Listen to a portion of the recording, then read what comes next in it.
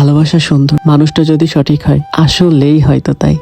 আসলে না, আমরা অনেকেই এক একজনকে বলি যে আমি তোমাকে অনেক ভালোবাসি, আমি তোমার জন্য এটা করব, আমি তোমার জন্য সেটা করব। আসলেই কি সত্যি আপনাকে সে ভালোবাসে বা আপনাদেরকে সে ভালোবাসে? একটু ভেবে দেখবেন তো। হাই এভরিওয়ান, আসসালামু আলাইকুম। আজকে আমি শেয়ার করব আমার জীবনের একটা স্টোরি। তখন আমার বয়স 23 বছর। আমি একটা মেয়েকে অসম্ভব ভালোবাসতাম, মেয়েটাও আমাকে অসম্ভব ভালোবাসতো। আমি আর সে একই ভার্সিটিতে পড়তাম, রেগুলার একসাথে যাওয়া হইতো, একসাথে আসা হইতো। সময়গুলো কতটা ইন্টারেস্টিং বা কতটা সুন্দরই ছিল। আসার সময় অনেক অনেক খুনসুটি দুইজন করতাম রাস্তা দিয়ে, যাওয়ার সময় খুনসুটি করতাম। ভার্সিটিতে গেলে ক্লাসের ফাঁকে ফাঁকে আবার দুইজন দেখা করতে চলে আসতাম নিচে বা ক্যাফেটেরিয়াতে। তো এরকম ছিল ব্যাপার ট্যাপার। তারপর ধীরে ধীরে আমাদের দুইজনেরই গ্র্যাজুয়েশন শেষের পথে প্রায়। এই সময় ওর বাড়িতে একটা সম্বন্ধ আসে, ছেলে অনেক বড় লোক, তাই ওর বাবা মা রাজি হয়ে যায় যে ওকে বিয়ে দিবে সেখানে।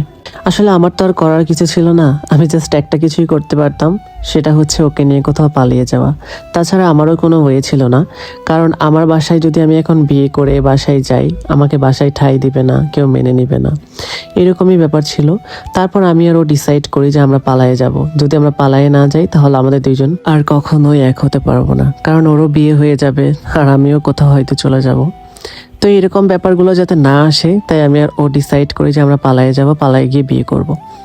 তো যেই ভাবা সেই কাজ, আমি আরও পালায়ে যাই এবং পালায়ে যেয়ে বিয়ে করে নিই। বিয়ে করে আমি আমার বউকে নিয়ে আমার বাসায় উঠতেছিলাম। বাবা মা আমাদের মেনে নিল না, বাবা মা আমাদের বের করে দিল। জাস্ট একটা দুইটা কথা না, অনেকগুলো কথা শুনিয়ে আমাদের বের করে দিল। এটা আমি আগেই ভেবেছিলাম যে আমার বাবা মা মেনে নেবে না। তারপর আমরা বের হলাম, বাসা থেকে বের হয়ে আমরা হাঁটতেছিলাম রাস্তা দিয়ে। হাঁটতে হাঁটতে হাঁটতে হাঁটতে কোনো এক রিলেটিভের বাসায় যাওয়ার চিন্তা করলাম। তারপর মাথায় আসলো যে যদি রিলেটিভের বাসায় যাই তাও কতদিন থাকতে পারবো, হাইস্ট 2-3 দিন বা এক সপ্তাহ, বেশি হয়ে গেলে 20-25 দিন, এর বাইরে তো আর থাকা যাবে না। এই চিন্তা করে আমার কাছে কিছু টাকা জমানো ছিল, সেই টাকা দিয়ে আমি একটা দোকান দেই। দোকানটা ছিল কলম, পেন্সিল আর বইয়ের।